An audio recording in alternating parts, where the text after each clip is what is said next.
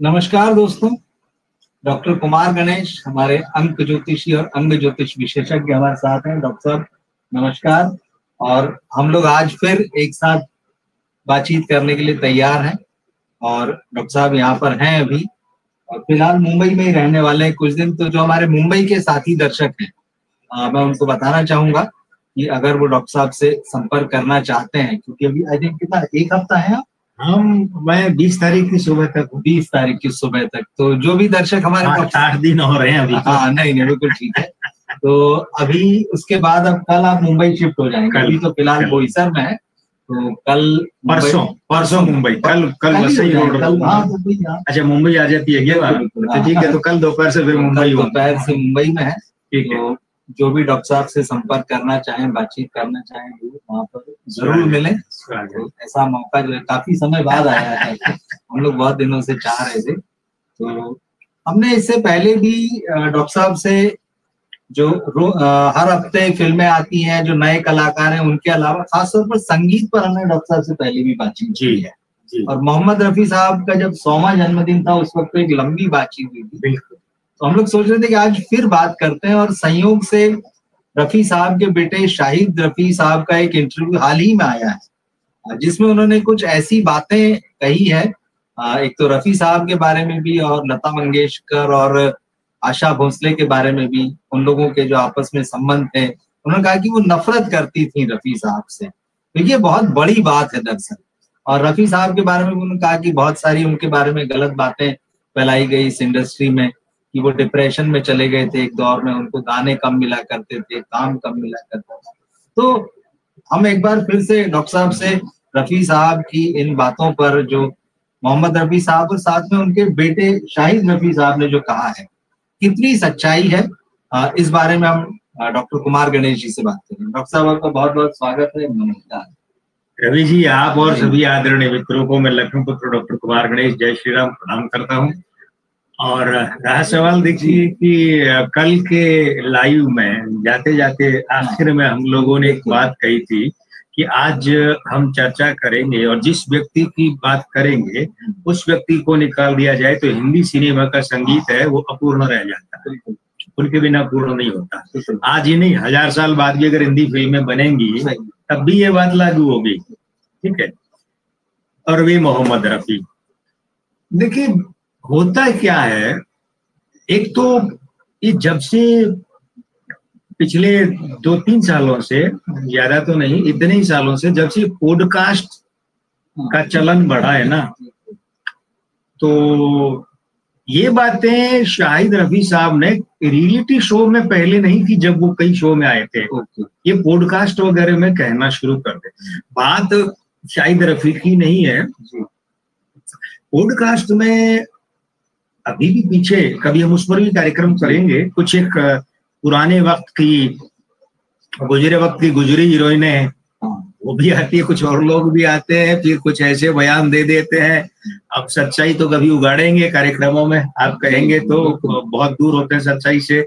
शायद उसके पीछे 2-3 बातें होती है। एक तो बाजार की मजबूरी की पॉडकास्ट सनसनी बने, फिर उसमें से रील निकाले तो रील ऐसी चलनी चाहिए। अश्वत्थामा हाथों का जमाना है ना, ये अश्वत्थामा मारा गया, ये उसका जमाना है। तो द्रोणाचार्य हो गई है आज की जनता, आज का आम आदमी द्रोणाचार्य है, उसे सिर्फ इतना ही सुनाया जा रहा है अश्वत्थामा हाथों, तो वो सोचता है अश्वत्थामा मारा गया। लेकिन उसके बाद नरो व कुंजरो वो इतना धीमे बोला जाता है, बोला ही नहीं जाता कि फिर वो जनता द्रोणाचार्य है सब छोड़ के बैठ जाती है और उसका वध हो जाता है। मतलब गलत जानकारियां उसके यहाँ। हाँ, तो मैं ये बात पूरी जिम्मेदारी से इसलिए कह रहा हूँ कि देखिए, पहली बात तो कि हिंदी सिनेमा में बहुत कम लोग ऐसे हैं जो अजात शत्रु, देखिए अजात शत्रु को वैसे तो बोलचाल में कहा जाता है कि जिनका कोई शत्रु नहीं हो। मैं समझता हूँ ये तो संभव ही नहीं है कि किसी का कोई शत्रु नहीं हो। तो बोले ही है शाहिद रफी, लता और आशा, नहीं वो तो उनपे तो मैं आऊंगा ही आऊंगा। लेकिन मैं समझता हूँ अजात शत्रु वो होता है जो किसी का शत्रु नहीं है। देखिए विरोधी भी नहीं थे रफी साहब तो किसी के, तो बहुत सॉफ्ट, मतलब रफी साहब को गाने के अलावा अगर आप ऐसे सुने, इतने प्यारे, इतने मुलायम कि मैं जो अभी बोल रहा हूँ ये वॉल्यूम उनका शायद 4 गुना है। मतलब कविता कृष्णमूर्ति जो है तो उनको एक रिकॉर्डिंग मिली रफी साहब के साथ, रियाज वियाज किया, स्वाभाविक है रफी साहब एक नई नवेली लड़की जो है वो रियाज वगैरह और रिहर्सल हो गई। उसके बाद उन्हें लगा कि ये इतना धीमे मीठे बोलने वाले ये रफी साहब, लेकिन जब वो माइक पर आए और वो ये वादियां ये बाहर वाला गाना है ना, चल कहीं दूर निकल जाए, जिसमें शशि कपूर उछलते आते हैं, तो रफी साहब की आवाज सुनी उसमें, वो कहाँ से उठाते हैं, ये बाहर दिल हो चला बेकरार मैं गिर रहा हूँ मुझे, वो यूं करके छलांग मार, ऐसा लगता है पूरे पुलिया के इधर से उधर कूदे हैं। तो वो एक जो दहाड़, तो कविता कृष्णमूर्ति कहती है मेरे उस गाने में, वो गाना मुझे याद नहीं है कौन सा था, लेकिन उस गाने में वो, तो रफी साहब माइक्रोफोन के अलावा सब जगह इतने प्यारे, इतने मीठे। तो मैं समझता हूँ कि वो तो किसी के विरोधी भी नहीं थे, शत्रु होना बहुत दूर की। लेकिन अब उस पर आता हूँ कि लता जी और आशा भोसले के बारे में बड़ी बात है। देखिए, पहली बात तो ये है कि शाहिद रफी को अब रफी साहब के गुजरने के 45 बरस बाद, 31 जुलाई को अभी 45 बरस हुए, उनकी मट्टी उछालने से परहेज करना चाहिए, बचना चाहिए। 2-3 कारण है। पहली बात तो है कि आप जबरदस्ती उस आदमी को विवादास्पद बना रहे हैं, जिस आदमी का विवादों से कोई लेन देन ही नहीं रहा। थोड़ा बहुत कहीं कुछ बी.आर. चोपड़ा या ओ.पी. नैयर के साथ हो गया तो उसको उन्होंने कभी उतना अपनी जुबान पर लाकर हाईलाइट किया ही नहीं, बड़े सम्मान और गरिमा के साथ उन्होंने उसे निभाया। अब आप देखिए रफी साहब के जीवन में विवाद क्या था? कोई विवाद नहीं था। ये जिस आदमी के जीवन में, मतलब उन्होंने कोई विवाद खड़ा नहीं किया ना, मैं वही कह रहा हूँ। दूसरी बात, अगर किसी ने, जैसे 2 ही बड़े विवाद माने जाते हैं, बी.आर. चोपड़ा, वो विवाद भी नहीं है, संबंध विच्छेद है, ठीक है, ओ.पी. नैयर का। तो दोनों में ही रफी साहब ने तो कभी अपनी जबान पर लाकर उसे तवज्जो ही नहीं दी, और ओ.पी. नैयर ने तो बाद में सुलह भी कर ली, ठीक है, लेकिन नहीं भी की तो उन्होंने तो कभी कुछ नहीं कहा। अब इस बात को यूं देखिए, शाहिद रफी क्या सिद्ध करना चाहते हैं? मैं फैक्ट पर भी आऊंगा कि मैं गलत कह रहे हैं, मैं फैक्ट पर भी आऊंगा। ये बड़ी बात है कि वो क्या सिद्ध करना चाहते हैं। अरे शाहिद मियां, अब चलिए, जब आप छिछालेदार करने पर आ ही गए तो थोड़ा हम भी कर लेते हैं, ठीक है। हाँ, क्योंकि देखिए क्या है, शठे शाठ्यम समाचारे, आप अगर जिस टोन में कहा जाए उस टोन में जवाब नहीं देंगे ना, तो क्या होता है, गलत वृत्तियां और गलत तत्व सिर उठाते हैं और मजबूत होते हैं, और वो एक धारा बन जाती है समाज में। जैसे आप देखिए कि पॉडकास्ट के नाम पर ज्योतिष है, इसमें उल जुलूल उपाय कुछ भी जो कुछ है चल रहा है, कि इन पर अंकुश नहीं लग रहा है, तो ये धारा ही बन गई पूरी। तो कोई अंकुश लगाने वाला तो चाहिए ना, तो रुकेंगी नहीं तो कम तो होंगी। अब क्या है शाहिद मियां, एक बात बताइए, मैं सीधे आपसे मुखातिब हो रहा हूँ कि तनिक ये तो बताइए दुनिया को कि आप बरसों तक, अपने पिता के मरने के बरसों बाद तक उनसे नफरत क्यों करते रहे थे? तनिक इसका खुलासा करेंगे या मैं करूं? अच्छा, हाँ, नफरत करते थे। वो तो कह रहे हैं कि लता और आशा नफरत करती। नहीं, मैं आऊंगा, मैं उस पर भी आऊंगा। पहले चलिए वहीं से शुरू करें ना, कि जहां से जिस आदमी ने ये सवाल खड़ा किया है। देखिए क्या होता है, मतभेद अलग बात है, ठीक है। पृथ्वी ये अपने जो है परीक्षित साहनी लिखा कि मुझे शुरू से, अपनी आत्मकथा में लिखा कि मुझे शुरू से बोर्डिंग भेज दिया गया, तो मेरे पिता के बीच में गैप रहा। आखिरी 2 साल मेरे बहुत करीब आए हो, लेकिन मुझे अफसोस रहा कि मैं पिता के साथ कभी घुल मिल नहीं पाया। इसमें नफरत नहीं थी, नफरत गैप था, अंतराल था। लेकिन शाहिद रफी तो पिता के मरने के बरसों बाद तक उनसे नफरत करते रहे। ऐसा क्यों भैया? दावा कर सकते हैं कि आप ऐसा कैसे कर रहे हैं? हाँ, इसीलिए ना ये ऑन द रिकॉर्ड तक की मैगजीन में ये बात है। मैं जब बात कर रहा हूं तो ऑन द रिकॉर्ड तब की मैगजीन, और एक नहीं है, उठा के देखिए ना। और ये तब की मतलब मैं कब की बात कर रहा हूँ, ये 90 के दशक में जब एक्सप्रेस स्क्रीन अखबार फिल्म वालों का छपता था, स्क्रीन वालों का हिंदी में, शीला झुनझुनवाला जिसकी संपादिका थी, शायद भैया उसका कोई अंक उठाइए।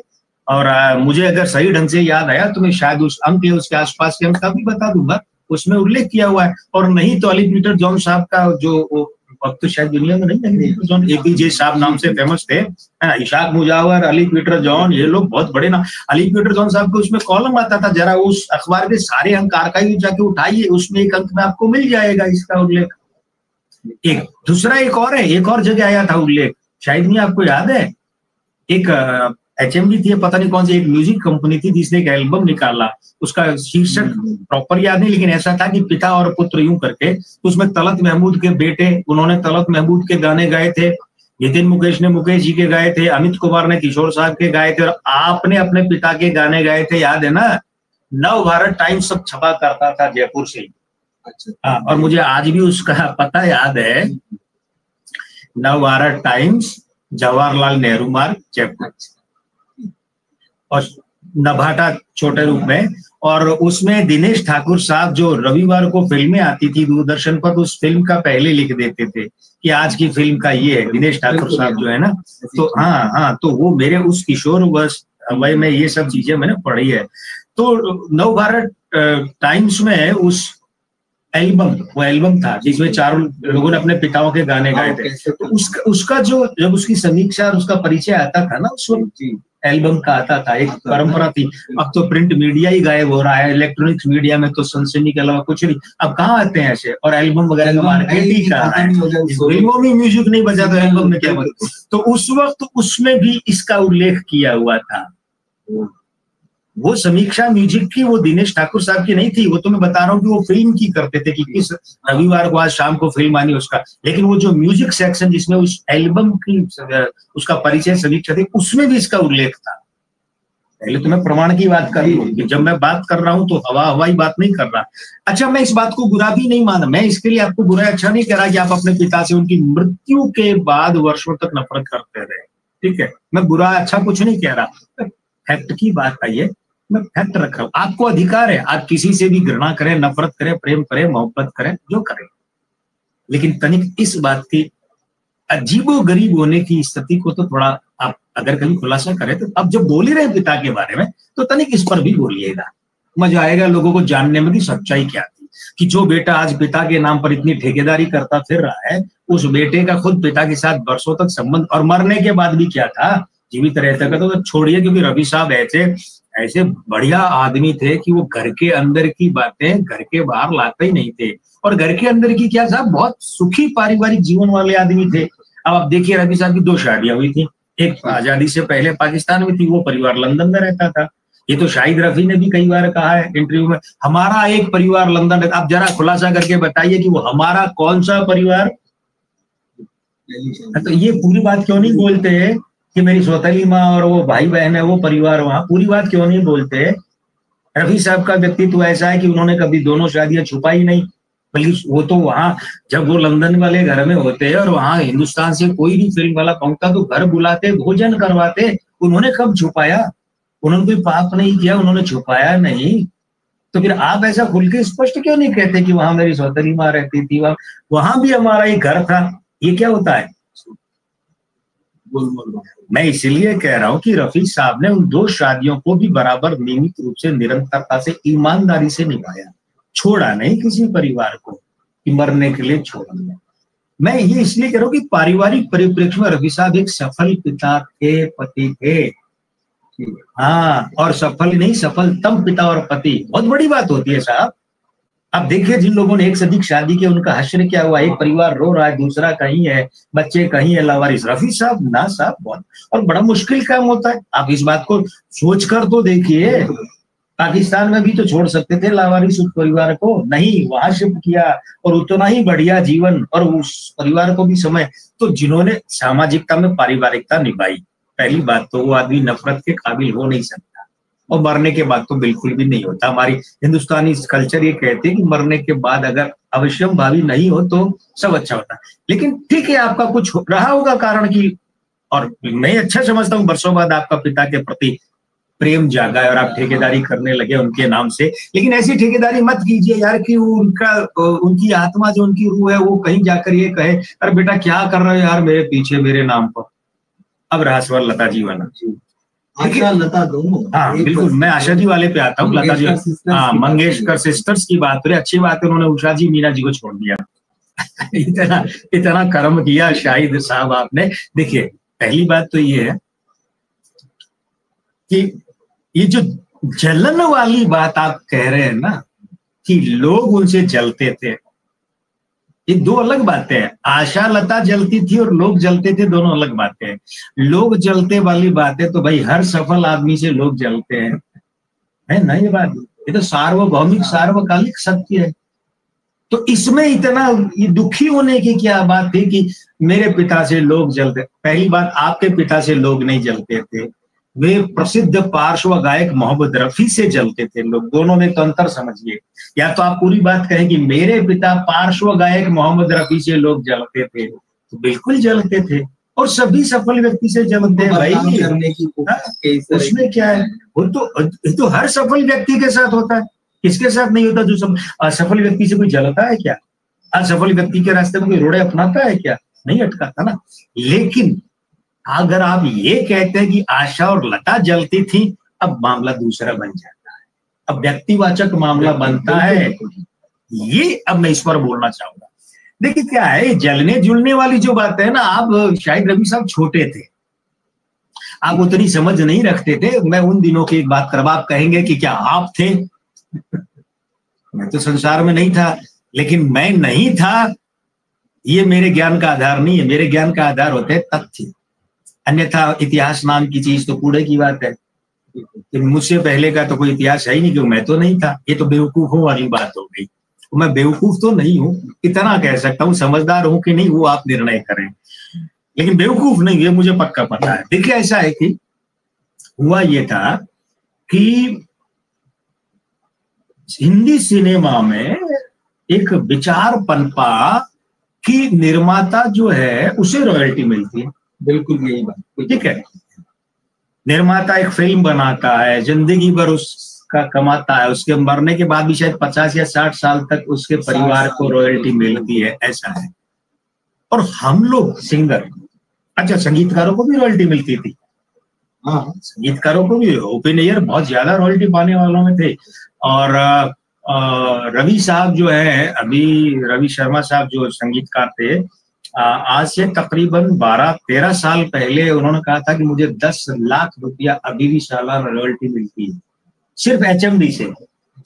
पॉलीडोर वगैरह जो दूसरी कंपनी आई थी कुछ उनमें भी था, वो एक अलग। और हिंदी फिल्मों से, वो केरल मलयाली फिल्मों में भी उन्होंने सुपरहिट संगीत दिया था, वो अलग मैटर है वो। हाँ वो 2 दर्जन से ज्यादा फिल्म है वो। तो ये था कि निर्माताओं को रॉयल्टी मिलती है, संगीत निर्देशकों को मिलती है, तो गायकों को क्यों नहीं मिली?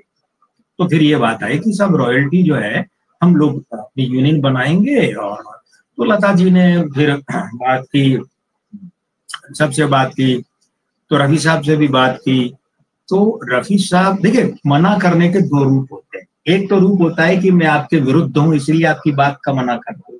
एक होता है कि मेरी सहज वृत्ति है कि मुझे उस बात की आवश्यकता अनुभव नहीं होती है, इसलिए मैं कहता हूँ रहने दो। दोनों में अंतर है बिल्कुल। पहली बात विरोध के निंदा के लायक है, दूसरी बात ना विरोध के लायक है ना निंदा के। रवि साहब ने कहा देखिए ऐसा है लता जी कि हमें अपने गाने के पैसे मिल जाते हैं, हम अपना पेमेंट लेते हैं, घर जाते हैं, अब उसमें रॉयल्टी वाली बात का क्या? तो इसमें ऐसा क्या था जो उन्हें गाली दी जाए? तो किसी ने गाली नहीं दी। लेकिन लता जी को लगा कि ये बात तो अच्छी बात नहीं है। बोले रफी साहब आप ऐसा कैसे कर सकते हैं, आप इतना बड़ा नाम है, ध्यान दीजिएगा, बोले आप इतना बड़ा नाम है, अगर आप इसमें सपोर्ट नहीं करेंगे तो हमारी मुहिम का क्या होगा? तो कहा था लता मुझे इसमें कुछ लगता नहीं है, मुझे लगता है हमने पेमेंट लिए बस बहुत है। तो लता जी नाराज हो गई थी। लेकिन इस नाराजगी में नफरत कहाँ थी, जलन कहाँ थी, ये तो बताइए शायद रवि साहब। और उसके बाद में रफी साहब ने भी इस चीज को समझा, फिर वो चीज हुई, फिर रॉयल्टी का मसला बैठा। लेकिन ये नाराजगी सिर्फ उतनी ही नाराजगी है जितनी की मैं आपसे कहूं कि रवि जी यार अभी हम बोईसर है और कल जो है ऐसा करते हैं कि गुजरात बॉर्डर की तरफ और आगे 200 किलोमीटर होके आते हैं फला फला जगह। और आपने कहा यार मुझे नहीं लगता इस मौसम में जाना चाहिए और मैं नाराज हो जाऊँ। इस नाराजगी को जलन, नफरत, घृणा, गिरना, बदनाम ये शब्द देना तो बेवकूफी के अलावा कुछ नहीं है। एक ये हुआ था। दूसरा क्या हुआ था? दूसरा ये हुआ था कि गिनीज बुक वालों ने ये कहा कि भाई रफी साहब ने सबसे ज्यादा गाने गाए, तो उन्होंने कहा था कि हम आपको ये वो एक होता है स्मृति चिन्ह जैसा कुछ जिसमें उल्लेख होता है, ऐसा ऐसा प्रमाण पत्र वगैरह रिकॉर्ड बुक में दर्ज करते हैं और ऐसा देते हैं कुछ ऐसा स्मृति चिन्ह जिसमें उल्लेख होता है, उल्लेख होता है। तो ये बात जब पता चली तो लता जी ने क्लेम किया कि सबसे ज्यादा गाने तो मेरे गाए हुए हैं। तो रफी साहब थोड़ा सा खिन्न हुए, स्वाभाविक है, नाराज तो उसमें सहज मानी उभरती है भाई। हालांकि सब कहते हैं वे देवता थे। देखिए किसी भी आदमी को देवता बातों में नहीं कहा जाता, उसमें देवत्व होता है तभी देवता कहते हैं। और मैं तो शायद रफी साहब इतने किस्से रफी साहब के प्रामाणिक रूप से बता दूं जितने आपने सुना नहीं होंगे उनके पुत्रों का। इसलिए उस पर छोड़िए कि पुत्र होने से कोई किसी के बारे में बहुत कुछ जानता हो, ये एक भोली धारणा है। और बता दूं राजस्थानी में मूर्ख को मूर्ख नहीं भोला कहते हैं, ये भी ध्यान रखिएगा। हाँ, ये भोली धारणा है। पुत्र होने से कोई पिता के बारे में सब कुछ जान जाता। आप अपने पिता के रूप में उन्हें जानते थे, लेकिन आप पार्श्व संगीत गायक जो है मोहम्मद रफी की, आप विराट व्यक्ति, आप नहीं जानते उसके बारे में। और मैं आपके ऐसे कह सकता हूँ कि कुछ रियलिटी शो में आए और आपके जो आपने अपने पिता के बारे में बोला, मैं समझ गया आपके बस का रोग नहीं है अपने पिता को व्याख्यायित करना, रूपायित करना। ये आपके बस का रोग नहीं है और कोई इसमें बुरी बात भी नहीं है भाई। आप कोई उतने रूपककार व्याख्याकार है भी नहीं, तो आपसे उम्मीद, आप एक सहज पुत्र के रूप में एक पुत्र के पिता के प्रति भावना है, बस यहीं तक सीमित रहिए। आप ये जो सीमाओं का अतिक्रमण कर रहे हैं ना, यहाँ से गड़बड़ हो रही है। अब होता है क्या है, होता है कि वो उसमें फिर लता जी क्लेम करती हैं तो रफी साहब थोड़ा नाराज होते हैं, लेकिन बाद में उन्हें पता चलता है कि वो तो रिकॉर्ड लता का भी नहीं, वो तो रिकॉर्ड आशा का है। वो रिकॉर्ड निकला गिनीज बुक में, जब गिनती हुई वास्तव में दोबारा, तो ज्यादा गाने आशा भोसले के निकले हैं। तो अब अगर इन बातों को आप ये कहते हैं कि वो जलती थी, नहीं, फिर आप शायद शब्दों की गंभीरता नहीं समझते, फिर जलन शब्द को आप नहीं समझते क्या होती है। कोई दूसरी बात।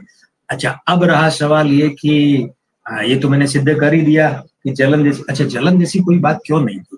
देखिए ऐसा है जी, आशा जी के कुछ वीडियो भी ऐसे आए हैं सोशल मीडिया में जिसमें वो बता रही हैं कि मैं आशा भोसले पर आ जाऊं। अब मैं शाहिद रफी के बाद जो अगली बात कहने जा रहा हूं, मैं बहुत साधारण आदमी हूं, लेकिन जब बोलने आऊंगा तो तथ्य की, देखिए आशा भोसले जो है ना, वो हिंदी सिनेमा गाने गाए वो छोड़िए कि गिनीज बुक के नाम आ गया वगैरह। पहली बात तो है मैं आशा भोसले को हिंदी सिनेमा की, सिने संगीत की आदर्श गायिका मानता ही हूँ। पहले तो मैं गायिका के रूप में उन पर बात कर, नहीं आदर्श गायिका नहीं, वो ठीक है। विविधता तो देखिए ऐसा है, महमूद ने बहुत कैरेक्टर किए, राजेंद्र नाथ ने बहुत करे, मुकरी ने तो सबसे ज्यादा किए थे। आपको याद होगा वो प्रकरण की, जब सौदागर फिल्म की बात आई, फिल्म कंप्लीट हुई, जब क्रेडिट की बात आई तो बोले कि राजकुमार साहब को पता चला कि इसमें दिलीप कुमार का नाम पहले जाएगा, तो राजकुमार ने कहा कि भाई सुभाष, ये साहेब का नाम पहले क्यों जाएगा? वो साहब ही कहते थे हैं, और वो राज साहब कहते थे, दिलीप कुमार साहब का नाम पहले, नाम नहीं लेते थे। सोचिए जब उनके बीच 35 बरस दुश्मनी चली थी, दुश्मनी थप्पड़ कांड के बाद, पैगाम फिल्म के थप्पड़ कांड के बाद 35 बरस दुश्मनी चली, लेकिन साहब का नाम क्यों जाएगा? तो मैं बहुत गंभीरता से प्रकरण उद्धृत कर रहा हूँ, सुभाष घई गवाह इस बात के। तो सुभाष घई ने कहा कि राज जी वो सीनियर हैं, तो बोले सीनियर तो मुकरी भी है, फिर मुकरी का नाम सबसे पहले दो। मुकरी और दिलीप साहब दोस्त, मुकरी सीनियर, हाँ खास, अरे मुकरी, नौशाद, मुकरी, जानी वाकर, दिलीप कुमार, ये साथ शिकार करने जाते थे, खास दोस्त थे, रेस खेलने साथ जाते थे। लेकिन तो वही बात है, फिर सीनियर तो मुकरी बहुत है, विविधता तो मुकरी के रोल में बहुत है, तो क्या मुकरी को दिलीप कुमार से बड़ा कहेंगे? आशा भोसले के साथ में देखिए एक बात बता दूं, मैं उस पे आ रहा हूँ, उनके जो वीडियो आ रहे हैं उन पर आ रहा हूँ, लेकिन उससे पहले एक बात कह दूं, वो बात मुझे मालूम है कि कुछ लोगों को नहीं पचेगी, लेकिन आशा भोसले की शुरू के दौर की आवाज तो चुभती थी। जाग उठा इंसान में एस डी बर्मन का संगीत, मैं जानू जानू री काए खन के तोरा कंगना, जाइए सुनिए। और उस दौर के और गाने सुनिए आपको, अरे उनसे बढ़िया आवाज तो गीता दत्त की लगती थी। और आप सुनिए, ये जो मैं कह रहा हूँ इसमें गीता दत्त आशा भोसले है, आप पहचान नहीं पाएंगे आशा भोसले की आवाज कौन सी है। ध्यान दीजिएगा, मैंने ये नहीं कहा गीता दत्त की आवाज कौन सी है, वो दोनों आवाज गीता दत्त की लगेगी। ये तो वास्तविकता है आशा भोसले की शुरुआती। आशा भोसले को तो अगर रवि नहीं मिलते ना और ओपी नैयर नहीं मिलते तो इनकी आवाज तो कहीं कानों में चुभती रहती, तीखी चुभने वाली आवाज। इन लोगों ने आशा भोसले की आवाज को मांझा, तराशा, और तराशने के बाद में इनकी आवाज है वो। और ओपी नैयर के शुरू के दौर के म्यूजिक में देखिए आशा भोसले की आवाज तब भी चुभती है। जैसे लता जी और सुमन कल्याणपुर में आप अलग करेंगे, लता जी की आवाज में एक थोड़ा ठोसपन और मिठास है, सुमन कल्याणपुर की आवाज घबराहट है, कमजोरी सी है, दुर्बलता है। आप आराम से न तुम हमें जानो न हम तुम्हें जाने, ये सुनिए, और मेरे महबूब न जा, आज की रात न जा, ये सुनिए, और लता जी के गाने सुनिए, आप खुद कहेंगे कि भाई ये बात तो सही है। तो उसके बाद इन दो लोगों ने आशा भोसले को, और आर डी बर्मन बहुत बाद में आते हैं। अब देखिए आशा भोसले के जो वीडियो आ रहे हैं, अब मैं चाहता हूं पहले आप एक दो वीडियो के उनके जो कथन है वो बोल दीजिए, तो मैं उसके आधार पर पूरी इमारत खड़ी करूं। एक आध गाने का जिक्र किया कि हम लोग साथ में गाते थे, और शम्मी कपूर की किसी फिल्म का जिक्र है उसमें कि शम्मी साहब उनको बता रहे थे कि मेरा किस तरह का रोल है और किस तरह से गाना गाया जाएगा, लेकिन मैं भी सुन रही थी। वो बात मैं अपने कैरेक्टर में, अपनी आवाज और उसमें ले आई कैरेक्टर में, और मैंने है ना, और एक और गाने का जिक्र किया, मैं जब गा रही थी तो मैं अंदर पेट से गा रही थी। अच्छा। वो सिर्फ गले से गा रहे थे। अच्छा। शम्मी साहब ने उनको जो बातें समझाई वो तो नहीं ला पाए अपने गाने में, लेकिन मैं उसको लाई तो शम्मी साहब बोले अरे ये ले आएंगे आप। इस तरह की कुछ। आशा जी कुछ शर्म कीजिए, झूठ बोलने से मैं अभी आपके कई झूठ उगेड़ दूंगा, लेकिन कुछ तो शर्म कीजिए झूठ बोलने से। आप एक तो बात कर रही हैं रात के हम सफर थके घर को चले, फिर चली आ रही है सुबह प्यार की, आप उस गाने की बात कर रही है। रफी साहब से गाते देख के रूप की चांदनी, एन इवनिंग पेरिस की बात कर रहे हैं। नहीं मैं ये वो गाना वो है, एन इवनिंग पेरिस, उस गाने की बात हो रही है। जो ये बात हो रही है उठाओ लेकर के पूरा वो आते हैं। आशा जी अब चलिए मैं आता हूँ। शम्मी कपूर जो है उनके लिए रफी साहब क्या गाते कैसे गाते वो सारी बातें मैं वो दोबारा दोहराऊंगा नहीं, लेकिन उसमें एक वाकया जो ये हो रहा है वो ये नहीं है, ये झूठ कह रही है, पूरी जिम्मेदारी से कह रहा हूं, आशा भोसले झूठ कह रही है कि मैंने पेट से गाया और उन्होंने गले से। रफी साहब का रिकॉर्ड है, उनकी हर आवाज, आप पेट की बात करते, उनकी नाभि से आती थी मैडम। और आपका जो है ना शुरुआती दौर, मैं जो जिक्र कर रहा हूँ ओपी नैयर का भी शुरुआती संगीत छोड़ दीजिए, यानी कि 60 के दशक में आप 66-67 के बाद की आवाज है वो छोड़ दिए, उससे पहले आप मैडम सारा कुछ यही आपका जो है चुभने वाला गला ही आता था। और खासकर आप वो एक गाना देखिए ना, कजरा मोहब्बत वाला, वो आज भी चुभता है, जबकि वो तो 60 के उतरते समय का है।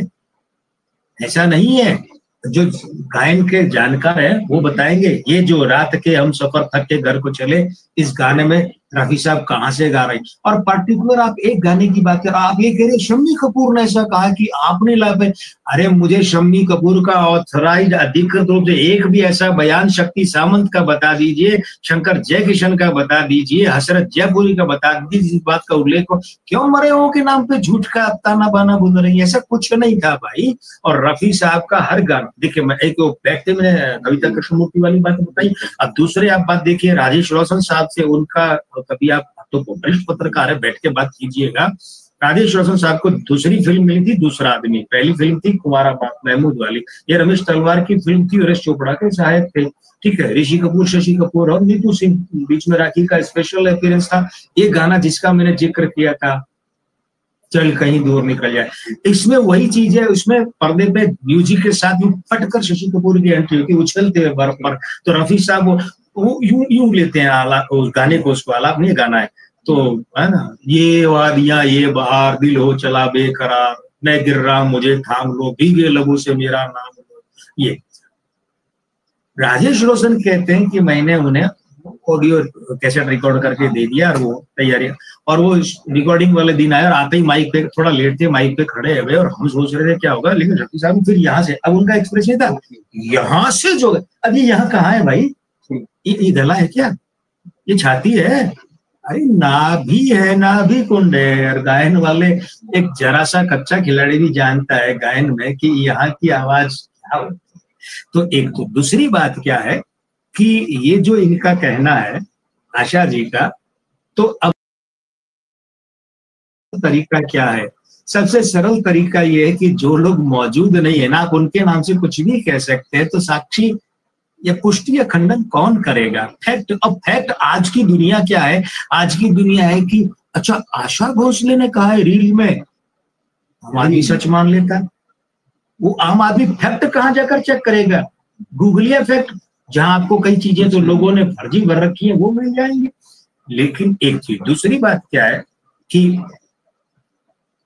आशा भोसले की रेंज का सबसे पहला और खतरनाक सिंगर कौन था, मोहम्मद रफी। आशा भोसले की रेंज को जो चुनौतियां दी ना, वो मात्र 2 ही गायकों ने दी, पहले मोहम्मद रफी और बाद की रेंज में 70 के दशक और 80 आधे में 15 साल में किशोर कुमार। और किशोर कुमार भी मैं फिर कह रहा हूं उतनी उनकी रेंज में घुसकर नहीं गाते थे जितना रफी साहब गाते थे। यही एन इवनिंग पेरिस का गाना सबसे बड़ा उदाहरण है, ठीक है। अब मुझे ये नहीं पता कि आशा भोसले अब रफी साहब के बारे में ऐसा किस मंतव्य से कह रही है। अब का मतलब 5 साल पुराने वीडियो है, 10 साल पुराने, तब भी कहीं कहीं खुंदक उसका एक कारण हो सकता है। उसका कारण अब जलन, यहाँ पे जलन है, यहाँ पे जलन है। मैं शाहिद रफी की बात जो है ना यहाँ आकर के क्लिक करता हूँ कि शायद आशा भोसले के मन में कहीं कहीं, अच्छा उसको जलन कहिए या जलन की मौसरी बहन ईर्ष्या कह दीजिए,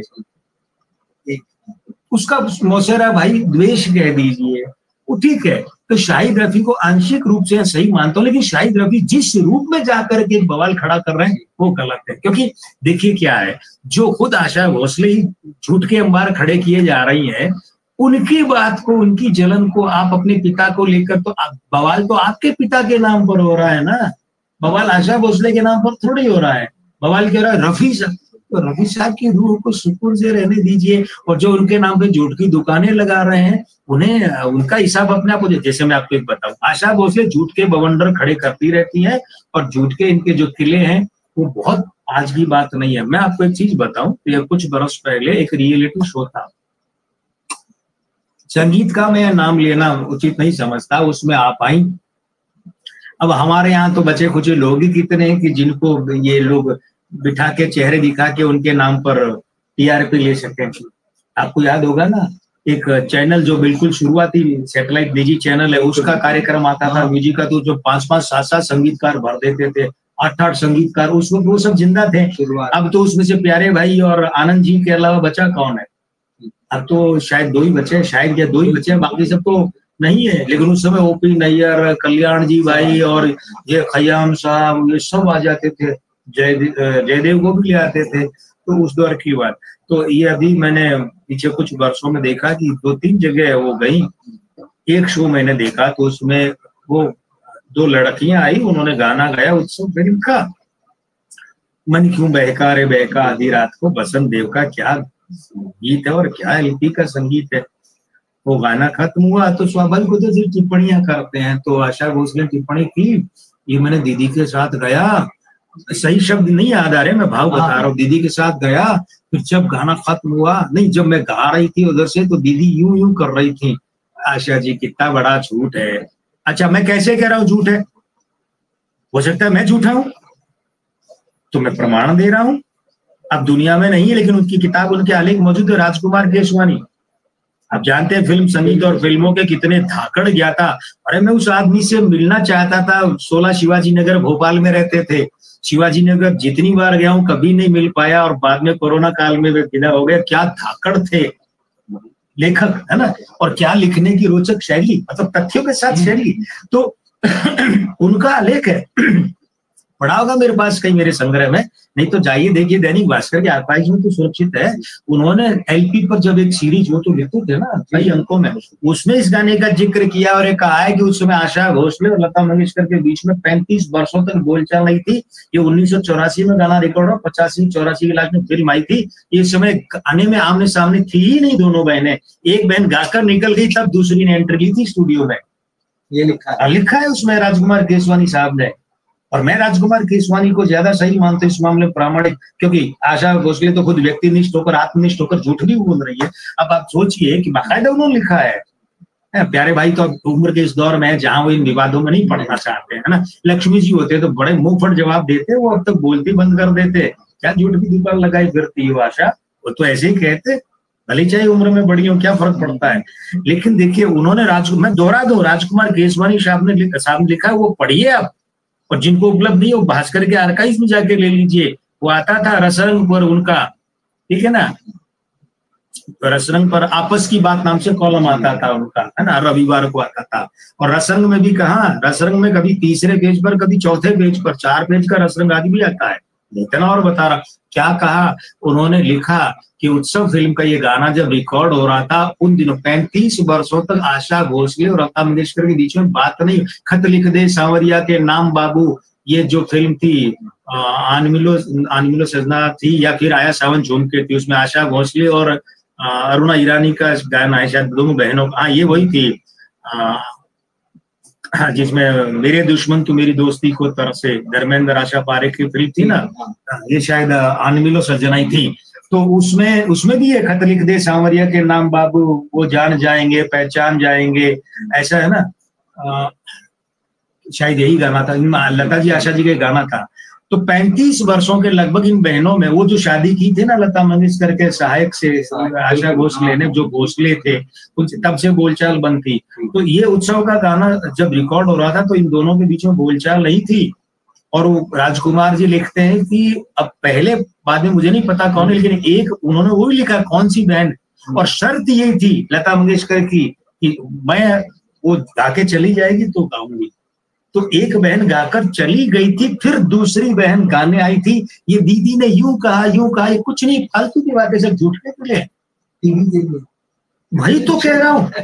एक बात, अच्छा दूसरी बात क्या है आशा जी, आप ये जो सुर्खियां चाहे आपने 5 साल पहले बटोरने के लिए, चाहे किसी भी द्वेष भाव से, जलन भाव से, जो कोई भी आपका अद्भुत भाव रहा हो, मैं अद्भुत भाव शब्द दे देता हूँ, चलिए छोड़िए द्वेष जलन जैसे शब्दों को।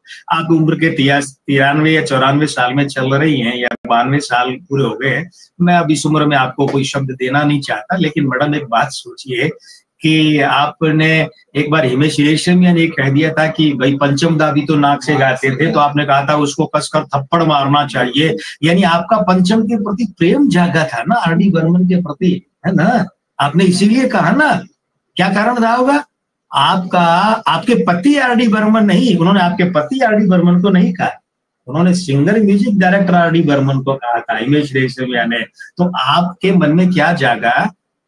गायक या उससे बड़े संगीतकार आर.डी. बर्मन के प्रति सम्मान प्रेम जागा, तो आपने कहा ना। तो मैडम जरा बात बताइए, जब नासिर हुसैन की फिल्म विजय आनंद ले रहे थे, बना रहे थे तीसरी मंजिल, उस फिल्म में उन्होंने, चूंकि एस.डी. बर्मन नवकेतन के रेगुलर म्यूजिक डायरेक्टर थे, तो उनका म्यूजिक जो है वो सुना हुआ था, लेकिन रिकमेंड किया था जय किशन जी ने। जय किशन जी ने कहा, नासिर हुसैन ने कहा यार हमारा रेगुलर तो शंकर जय किशन है, वो तो एस मुखर्जी के यहाँ चले गए, अब उनका एस मुखर्जी का हीरो हमारे यहाँ आ गया, क्योंकि पहले फिल्म देवानंद करने वाले थे तीसरी मंजिल। ये कुछ विवाद हो गया नासिर हुसैन और का, तो मैं उस पर डिटेल में नहीं जाऊंगा अभी। तो नासिर ने कहा कि यार हमारा हीरो उधर चला गया, एस मुखर्जी का हीरो इधर आ गया, अब कमबख्त हमारे एस मुखर्जी के म्यूजिक डायरेक्टर वही है, इसके म्यूजिक डायरेक्टर शंकर जय किशन, वो हम ले नहीं सकते। तो फिर गए विजय आनंद शंकर जय किशन के पास। तो जय किशन जी ने खुद सुझाया कि यार ये बर्मन दादा का बेटा है, बड़ा अच्छा म्यूजिक देता है। बोले नहीं मुझे आप चाहिए। बोले देखो हम इस कारण से इस फिल्म में म्यूजिक दे नहीं सकते, लेकिन मैं तुम्हें बता दूं वो बंदा निराश नहीं करेगा, बच्चा बहुत अच्छा संगीत। यार ये वो लोग थे उस दौर के इतने बड़े दिल वाले, इतना बड़ा बैनर। तो विजय आनंद ने हाँ कर दी और आगे का किस्सा ये है कि वो शम्मी कपूर ने सीटिंग मीटिंग में नासिर हुसैन, विजय आनंद, शम्मी कपूर बैठे, गाने वाने फाइनल कर दिए, ओके हो गया कि अब आर डी बर्मन म्यूजिक दे रहे, इंडस्ट्री में फैल गया कि पंचम म्यूजिक दे रहा, तीसरी मंजिल फिल्म सेटअप किया, नासिर हुसैन, विजय आनंद, गोल्डी और वो गाइड वाले गोल्डी और शम्मी कपूर। तो आशा जी भूल गई आप विजय आनंद के घर गई थी, फोन नहीं किया, घर गई थी और आपने क्या कहा था, गोल्डी ये फिल्म हमारे साहब को दे दो। अब मैं बताऊं लोगों को, सब दर्शकों को, कि आपके वो साहब, अति प्रिय साहब कौन थे, ओपी नैयर, जिनके साथ आपका उस समय अफेयर चल रहा था, पूरी इंडस्ट्री जानती थी।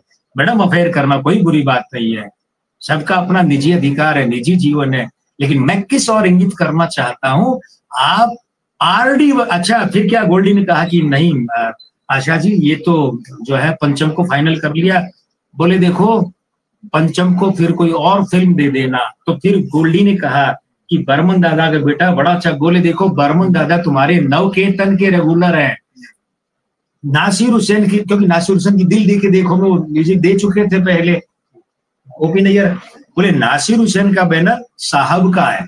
फिर ये बात थी तो विजय आनंद ने क्या कहा था मैडम, याद है आपको, तो कहा था मैडम नहीं आशा जी क्षमा चाहता हूँ पंचम फाइल।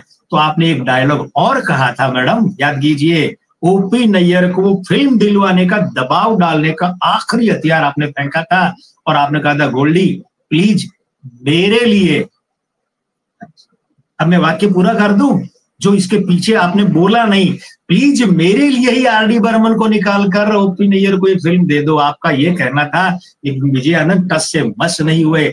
मैडम आप वही है ना कि जो आर डी बर्मन को फिल्म से, जिंदगी की सबसे पहली बड़ी फिल्म से निकलवा कर अपने अति प्रिय साहब ओपी नैयर को दिलवाना चाहती थी, और उन्हीं आर डी बर्मन के लिए आपका इतना प्रेम जागा कि आप थप्पड़ मारने पर आगे कसकर थप्पड़ इनिशिएशन। कितना दोहरा व्यक्तित्व है आपका, कितना दोहरा है। अब इतने दोहरे वाले व्यक्तित्व वाली जो आप है, आप मैडम विश्वसनीय कहां से है, और भी मेरे पास है प्रमाण के साथ है कि आप पर, आपकी बातों पर विश्वास करना बहुत खतरनाक है। मैं सभी दर्शकों से कहना चाहूंगा कि बात एक आशा भोसले की नहीं है, ये युग है ना, ये अश्वत्थामा हाथों वाले अर्ध सत्य का युग है। तो किसी भी आदमी, भले चाहे कुमार गणेश हो, किसी भी आदमी की बात पर आंख मूंद कर विश्वास न करें, प्रमाण मांगे, तथ्य मांगे और उसके बाद करें। क्योंकि क्या हो रहा है, बात शाहिद रफी की हो कि आशा भोसले की हो, मित्रों जो प्रतिमाओं का क्षरण होता है ना, व्यक्तित्वों के चरित्र का अपहरण, ये एक बहुत बुरी प्रवृत्ति है जो पिछले 5-7 सालों में चली है और ये और आगे बढ़ेगी। और रहा सवाल, एक बात और बता दूं, सार्वजनिक मंच की मर्यादा है, चूंकि लता जी की आत्मा को दुख नहीं पहुंचे, इसलिए मैं कहना चाहूंगा, क्योंकि लता जी ने भी जिस बात की मर्यादा रख ली, मैं कौन होता हूं सरस्वती समतुल्य, सरस्वती तो सरस्वती माता है, लेकिन समतुल्य लता जी की आत्मा को दुखी करने वाला मैं नहीं हो सकता, ऐसा पाप नहीं करूंगा।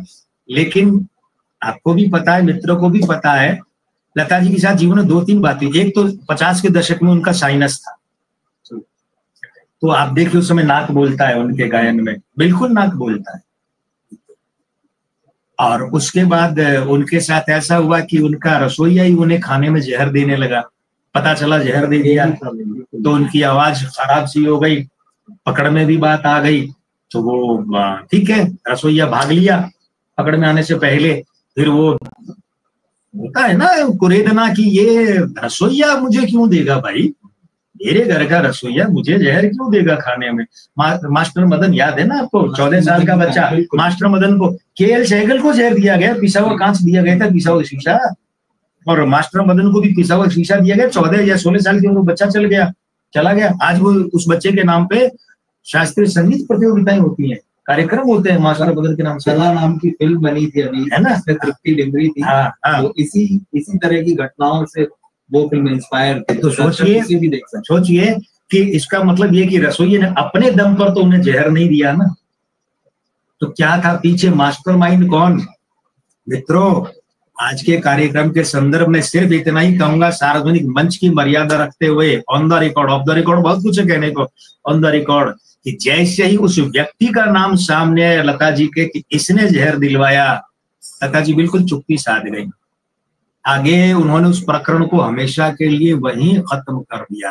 क्या होता है कि कुछ ऐसे आदर्श होने चाहिए सार्वजनिक जीवन में, बोलते समय, बयान देते समय, बात कहते समय, कि एक तो उनसे स्थापित मर्यादाएं, परंपराएं नहीं टूटे। ध्यान रखिएगा, अगर एक व्यक्ति ऐसा कुछ बोलता है जो तर्क विहीन है, तथ्य विहीन है, द्वेषवश है, जलनवश है, या किसी ईर्ष्या द्वेषवश है या दुर्भावनावश है, तो वो एक व्यक्ति की वाणी नहीं होती, एक वृत्ति होती है, और वो बहुत कुछ खंडित करती है सार्वजनिक जीवन की मर्यादा में, जो कि नहीं होना चाहिए। अब मैं वापस आ जाऊं रफी साहब की जहां तक बात है, बहुत कुछ है कहने को, लेकिन रफी साहब ऐसे व्यक्ति थे कि जैसे बी.आर. चोपड़ा ने कहा, मैं वापस स्टूडियो सिस्टम लाना चाहता हूँ, कंपनी सिस्टम, मेरे सारे लोग सेट होंगे, कॉन्ट्रैक्ट में होंगे, मेरे लिए काम करेंगे रफी साहब, आप सिर्फ हमारे लिए गाएंगे। रफी साहब ने कहा नहीं, वो विवाद हुआ वगैरह कोई बात नहीं। लेकिन एक बात सोचिए, अगर कोई ये कहे ये विवाद हुआ था, ये विवाद तो तब होता है जब वाद का प्रतिवाद और विवाद। रफी साहब ने इस बात को कभी तवज्जो नहीं दी। और फिर जब वक्त फिल्म की बात आई, यश चोपड़ा जिंदगी की सबसे बड़ी फिल्म बना रहे थे, और मैं समझता हूँ किस्मत जो फिल्म थी, किस्मत फिल्म बड़ी अच्छी थी, लेकिन उसके बाद में एक फिल्म आई थी, अरे क्या नाम था, दीदार फिल्म जो आई थी, वो मल्टी स्टार फिल्म मानी जा सकती है पहली, लेकिन बहुत बड़ी मल्टी स्टार वो वक्त फिल्म थी, 1965-66 में रिलीज हुई थी, यश चोपड़ा की। तो उस फिल्म में रवि साहब आ गए थे, ओपी नैयर को तो टूट गया ना उनका ताना बाना, ओपी नैयर से बी.आर. चोपड़ा का वो उसके बाद नया दौर के बाद टूट गया था, तो रवि की एंट्री हुई।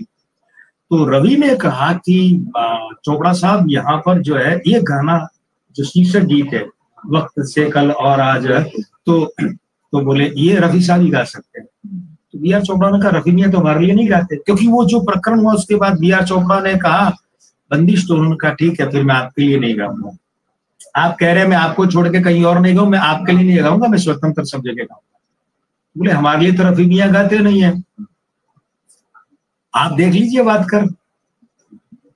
तो रफी साहब आए ना, अगर उनकी दुश्मनी होती, अगर बी.आर. चोपड़ा उनके दुश्मन होते, तो पहली बात तो बी.आर. चोपड़ा के मुंह से ये क्यों निकलता, आप कोशिश करके देख लीजिए। मतलब वे चाहते थे ना कि गाएं, तो दुश्मन होते तो क्यों चाहते कि रफी मियां उनके यहाँ गाएं।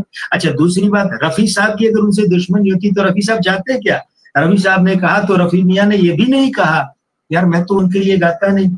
और ये कहाँ है, अब चलिए फैक्ट की बात, ये फिर वही है, एक्सप्रेस स्क्रीन अखबार जो साप्ताहिक निकलता था, हर शुक्रवार आता था, उसमें संस्मरण संपादकीय जो कॉलम उसी पेज पर उसके बगल में आते थे, और उसमें संस्मरण भी, वो तो एक आर्टिकल था गेस्ट, और उसमें अगले पेज पर या उसके अगले पर जगह थोड़ा एक दो पेज बदलती थी, उसमें संस्मरण आते थे सीरीज वाइज, उसमें रवि, संगीतकार रवि के संस्मरण में ये है, इस बात का उल्लेख है। तो उन्होंने कहा, तो रवि साहब ने कहा, 1 सेकंड 2 सेकंड सोचा, बोलते ठीक है, रिहर्सल की और क्या गाना गाया। और बी.आर. चोपड़ा, अब चूंकि वो एक अनबन हो चुकी थी तो उनकी हिम्मत नहीं थी कि अब वापस खुल के बात करें, लेकिन वो बोले कि साहब वो रिकॉर्डिंग हो गई बी.आर. चोपड़ा, तो बड़े गदगद हुए। बाद में उन्होंने रवि से कहा ये गाना तो पूरी फिल्म का हाईलाइट होगा, और पूरी। अच्छा, अब दूसरा, एक लोग एक फालतू का विवाद खड़ा करते हैं कि सब राज कपूर ने नहीं गवाया, तो ऐसे लोगों को कौन बताए कि दिल का हाल सुने दिल वाला, भाई ये गाना किसने गाया था। अच्छा, मैं जिंदगी में हरदम रोता ही रहा हूँ, तड़पता ही रहा हूँ, ये आग फिल्म में गाना किसने गाया था। अच्छा, ये रामैया वास्तवैया, ये शुरू किसके गाने से होता है, रफी साहब के गाने से। और इसमें जो आलाप आता है क्या गजब है, जब आलाप यूं जाता है ऐसे इंद्रधनुष, और अंदर से मुकेश जी की एंट्री यूं होती है, धीमे धीमे हल्का हल्का गाते हैं रामैया वक्त, यूं लगता है ये जा रहा है, ये जा रहा है, ये जा रहा है, ये आ गया। ये जादू कहाँ से जगा, रफी साहब के जादू से। अच्छा, हुआ क्या कि लोगों ने, अच्छा संगम में फिर क्या हुआ, संगम में रफी साहब ने एक ही गाना गाया, और वो गाना कितना सुपर हुआ, ये मेरा प्रेम पत्र पढ़ करके तुम नाराज न होना। सारे गाने किसके थे, मुकेश जी के थे, लेकिन ये गाना, एक ही गाना, और एक गाना कहाँ गया, किस लेवल पर। हाँ, हुआ ये था कि ये लोग गए संगम फिल्म बनने के पहले मॉस्को गए, भारतीय प्रतिनिधिमंडल, उसमें महेंद्र कपूर भी थे, सब लोग थे। तो उन्होंने वहां महेंद्र कपूर ने गाने गाए। महेंद्र कपूर का जो नौशाद के साथ पहला गाना सोनी महिवाल का, जो उनका सिलेक्शन होने के बाद 2 गाने गाए थे, नवरंग में श्री रामचंद्र क्या गाया था आधाए चंद्रमा रात आधी, और सोनी महिवाल में गाया था चांद छुपा और तारे डूबे रात गजब। इसमें बहुत ऊंचा है, लोग कहते हैं वो दुनिया के रखवाले रफी साहब की रेंज है, तो ये रेंज महेंद्र कपूर की नहीं वहां उतनी ऊंची है। तो वहां गए, खैर तो ऐसे जो गाना गए तो राज कपूर ने कहा कि यार इतना ऊंचा गाना तो कपूर ही गा सकते हैं, मतलब ये इस कोड पर। तो महेंद्र कपूर ने कहा फिर भी कपूर कपूर को नहीं गवाता है, तो बोले इस बार यार तेरा पक्का है। तो संगम में जब वो हर दिल को प्यार, जो प्यार करेगा वो गाना गाएगा, जब इसमें उस टुकड़े की बात आई राजेंद्र कुमार के लिए, तो राज कपूर ने महेंद्र कपूर को याद किया। लेकिन इसका मतलब ये नहीं कि रफी साहब से द्वेष था, लोग इसे प्रचारित करते हैं कि वो ये मेरा प्रेम पत्र पढ़कर तो गवा लिया, लेकिन उसमें नहीं गवाया, ऐसी बात नहीं थी।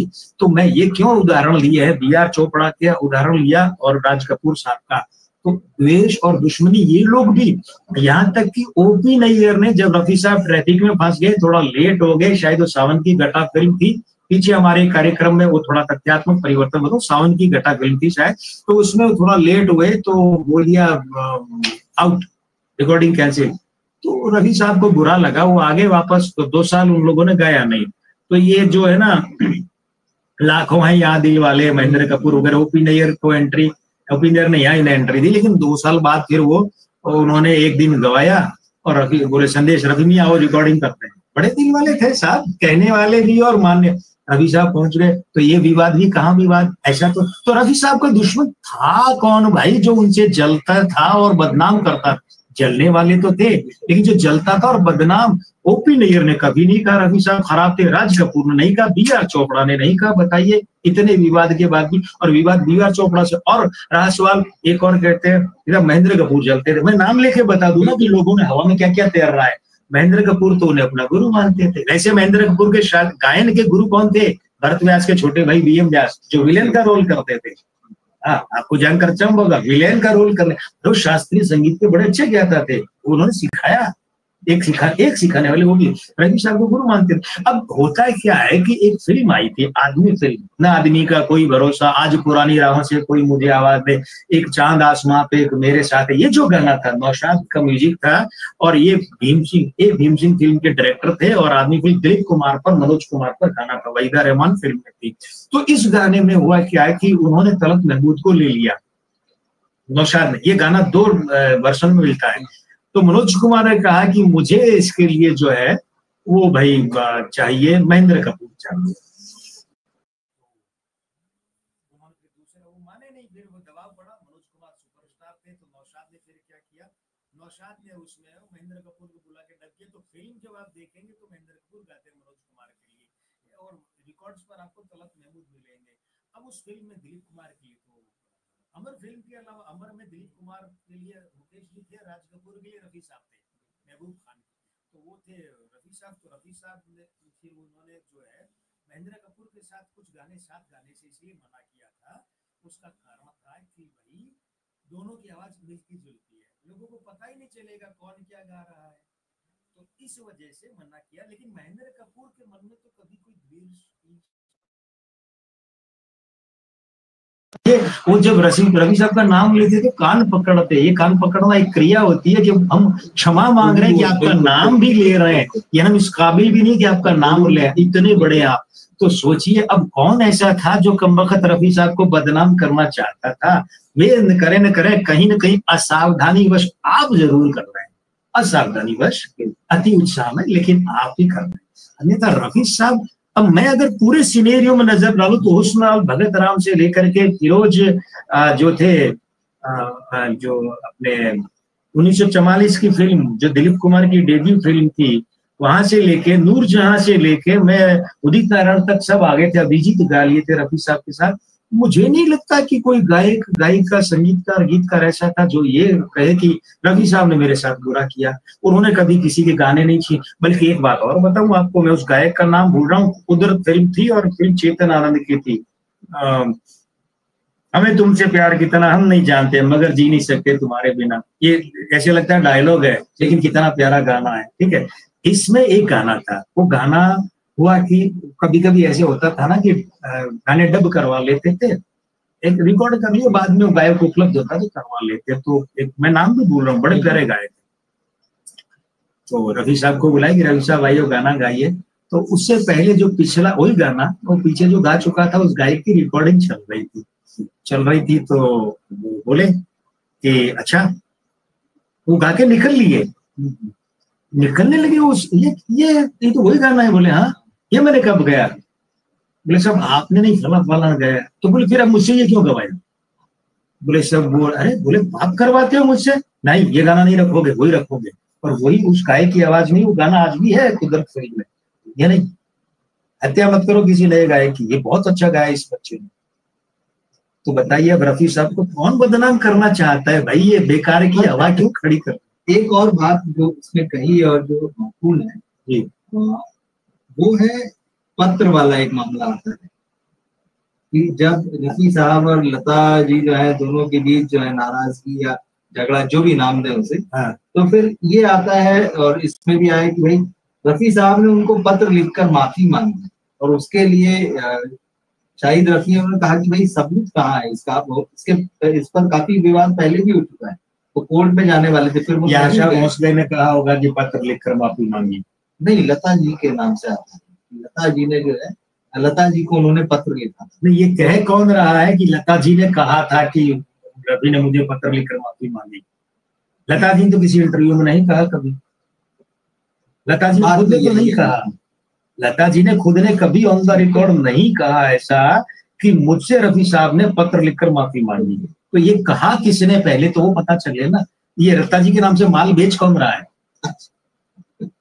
नाम के अब लेकिन उस पर मैं आ जाता हूँ, मैं उस पर भी आ जाता हूँ। देखिए ऐसी बात है, पहली बात तो ये कि सब ऊंट बैठ भी जाता है ना, तो गधे से तो ऊंचा होता है।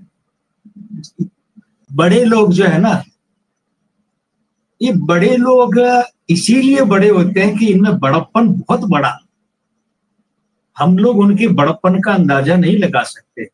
जैसे मैंने अभी एक बात कही, अब एक आध उदाहरण और लूंगा, कार्यक्रम लंबा हो रहा है लेकिन मुझे समय दीजिएगा आज आप। हाँ मित्रों, आप भी समय दीजिएगा क्योंकि बात बहुत बड़ी है। देखिए अब जैसे कोई ये प्रचारित करे ओपी नैयर ने रफी से माफी मांगी थी, गिड़गिड़ाए थे कि मेरे लिए गाना गाओ, तो रफी साहब गाने पहुंचे। अब उस बात को यूं भी रखा जा सकता है ना, क्योंकि ओपी नैयर ने फोन किया था।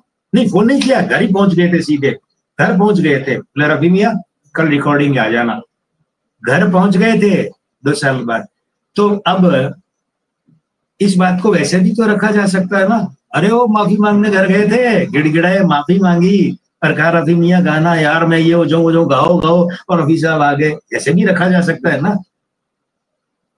एक दूसरी बात, लता मंगेशकर और बर्मन दादा, एस.डी. बर्मन के बीच में मनमुटाव हो गया था, ठीक है। रफी साहब वाला और ओपी नैयर में शायद ये 2 साल चला या 3-4 साल भी चला होगा, लेकिन वो 2 साल चला था बर्मन दादा और लता जी ने। उस दरमियान बर्मन दादा ने फिर जो है वो सुमन कल्याणपुर को लिया था, न तुम हमें जानो और हम तुम्हें जाने, इस तरीके से गाने गवाए थे उन्होंने।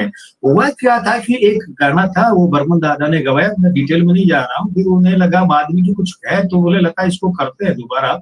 तो उन्होंने कहा कि बर्मन दादा मैं फला विदेशी टूर करके आ जाऊं। उसके बाद में तो हुआ था कि बर्मन दादा के एक असिस्टेंट था, उसने जाकर लता जी को इस टोन में कहा जैसे दादा नाराज है और दोबारा करना चाहते हैं। और लता जी ने कहा अरे भाई अभी तो रिकॉर्डिंग चल रही है, थोड़ा और रुक जाओ। तो उसने जाके ऐसे कहा जैसे लता ने कह दिया मुझे, मेरे पास टाइम नहीं है बर्मन दादा के लिए। तो बर्मन दादा ने, लता के पास मेरे पास समय नहीं है। तो लता, उन्होंने कहीं कहा होगा कि बोले मैं अब लता के साथ नहीं, लता को नहीं गवाऊंगा। तो लता जी को भी ये ऐसे सुनाई, उन्होंने कहा ठीक है मैं खुद ही बर्मन दादा के साथ नहीं गाऊंगी। खैर ये हो गई, 2 साल हो गए। अच्छा, उस दरमियान लता जी रिहर्सल के लिए बर्मन दादा के घर जाती थी, क्योंकि आर.डी. बर्मन के साथ गाती थी, और रोज प्रणाम होता था, दादा प्रणाम। मैंने क्या कहा, बड़े लोग इतने बड़े थे कि उनके बड़प्पन के आगे बड़ा शब्द छोटा है। 2 साल बाद एक दिन वो जब लता जी रिकॉर्डिंग रिहर्सल करके बर्मन दादा के घर से और निकल रही थी, तो बर्मन दादा मिल गए, बोले दादा कल इतने बजे रिकॉर्डिंग आ जाना। अगले दिन पहुंच गई। अब आप इसको ये कहेंगे कि उन्होंने माफी मांगी या लता ने मांगी, है ना। ये वही चीज है जो सावरकर का माफीनामा। अब आप इस बात को यूं समझिए, पहली बात तो ये है कि रफी साहब के उस खत का मजमून क्या था, जरा ये कोई सामने लाए। खत लिखा था, बिल्कुल लिखा था, बिल्कुल लिखा था। लेकिन एक ये होता है ना कि मैं जैसे एक उदाहरण बता रहा हूँ कि लता देखो ऐसा है कि तुम मेरी लाडली हो, कुछ हो गया है तो चलो उसको भूल जाते हैं, और ये है तो अब आप उसको क्या माफीनामा कहेंगे? अच्छा, ये लता जी ने तो कहा ही नहीं ना, उनके नाम से मार्केट में माल बेचा जा रहा है। एक बात और है, अभी आपने मुझे कहा फलां का मैंने इंटरव्यू लिया और उसने ये कहा, ठीक है, अब मैं आपके नाम से उसको तोड़ मरोड़ के कहीं बेच दूं, तो आपने मुझे किस वे में और कैसे कहा और वो चिट्ठी में क्या था? तो मैं आपको बहुत स्पष्ट कर दूं मित्रों, रवि जी के माध्यम से, इस बड़े महत्वपूर्ण चैनल के माध्यम से, माफी मांगना, ये टोन समझिए, उन्होंने पत्र लिखकर माफी मांगी, माफ किया लता जी ने, ये वाली बात नहीं थी। बात खेद प्रकट करना अलग होता है और माफी मांगना अलग होता है। खेद प्रकट करना तो मेरी आपसे कोई बात हो गई और मैं 2 घंटे 2 दिन में रवि जी सॉरी यार, अब आप उसको उस रूप में कहेंगे तो नहीं उन्होंने तो माफी मांगी और मैंने माफ कर, अरे दोनों में बहुत अंतर होता है भैया, भाव का अंतर होता है। ये मैंने कहा ना, ये सावरकर वाला माफीनामा है जिसके नाम पे इतना बवाल हो रहा है, असल में समझो तो सही वो क्या था। इसलिए वो भी ऐसी बात है। और लता जी ने जिस स्रोत से कहा था, उस स्रोत ने भी मूल रूप से खुद नहीं कहा, उसके नाम से लोगों ने माल बेचना शुरू किया। तो लता उस स्रोत का ऐसा बताते हैं, कहना था कि लता जी का एक सहज भाव में कहना था कि भाई वो विवाद हुआ तो फिर रवि साहब ने चिट्ठी लिखी और उसमें ये कहा था कि ये गलत हुआ, बस इतनी सी बात थी। अब इतनी सी बात को कोई माफीनामा सिद्ध करे तो भाई ये उसकी महानता है, और तो क्या कर सकते। ये 2 उदाहरण मैंने आपको दे दिए, ओपी नैयर, रफी साहब और लता जी, और वो उदाहरण दे दिए कि अब आप समझ सकते हैं कि इसमें माफ करना और ये वाली बातें कहाँ है, माफी मांगने वाली बात, इसको माफीनामा नहीं कहते। नहीं, माफीनामा तो कहाँ, बाकी तो ठीक है, माल बेचने की सुविधा है, सोशल मीडिया का जमाना है, सब अपना अपना माल बेचे। हमने तो अपना माल आपके सामने रखा है मित्रों, बेचने के लिए नहीं रखा है कि आप देखें, सुने, आशीर्वाद प्रदान करें। और अगर आपको कहीं लगता है कि हमारी कई बातें संबंध में आपको कुछ सुझाव देना है, कुछ कहना है, सभ्य शिष्ट भाषा में आप अपनी सहमति असहमति जो लिखना चाहें लिखें, भाषा की मर्यादा का पालन होना चाहिए। मुझे लगता है आपका आना जो है ना, मतलब बहुत ही बढ़िया रहा, और कल भी हमने बहुत अच्छी बातचीत की थी, और ये तो एकदम बिना प्लानिंग वाली बातचीत आज वाली, हमें लगा कि यार ये बात हुई है, और क्योंकि रफी साहब के 100वें जन्मदिन पर हमने लंबी बातचीत की थी। बिल्कुल, इस बारे में एक बार फिर से हम तो फिर वो तो लंबी की बात निकलती है तो फिर दूर तलक जाती है। तो आज वही, और क्या है रवि जी की, देखिए आज अगर हम ये बिंदु पर चर्चा नहीं भी कर दे तो हमारी सेहत पर क्या असर होता है? कुछ नहीं। लेकिन क्या होता है कि हम हिंदी सिनेमा के शुभ चिंतक है, उसके अंग हैं, ठीक है, तो हमारा एक कर्तव्य बनता है कि हम जिस क्षेत्र के हैं, जिस समाज से है, अगर वहां कुछ गलत होता है तो हमें चाहिए गलत को रोकें, सही बताएं, जिससे कि उसकी मर्यादा का हनन नहीं। ये हमारा कर्तव्य है भाई, तो ये करना बहुत जरूरी था। ये सिर्फ निजी शगल नहीं है, हम ये कैमरा बंद करके यूं ही गप्पे मार सकते थे, नहीं। ये इसलिए मित्रों की ये दायित्व है, और सजग वही है कि जो जीवित है, और जीवित होने का सबसे पहला चिन्ह है कि जो सजग, और हम कम से कम जीवित तो हैं, आप और हम जीवित, आप समय दे रहे हैं, कार्यक्रम देख रहे हैं और हम रख रहे हैं, बस यही हमारी सजगता। इस सजगता को नमन। कुछ बातों को साफ होना ही चाहिए, बिल्कुल जी हुई, और जैसा आपने कहा माल बेचने जैसा वो मामला नहीं होना चाहिए। मुझे लगता है दर्शकों को बहुत मजा आया होगा, और मुझे भी आया, और बहुत सारी बातें साफ हुई होंगी जिस तरह से आपने बताया है जी। तो बहुत बढ़िया, और बहुत बहुत आभार आपको।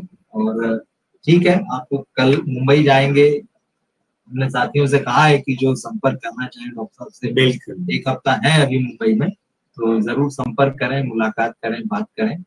तो और उसके बाद हम जैसे जुड़ते हैं उस तरह से जुड़ते रहेंगे, बिल्कुल जुड़ेंगे। तो बिल्कुल आपने यहाँ आकर समय दिया।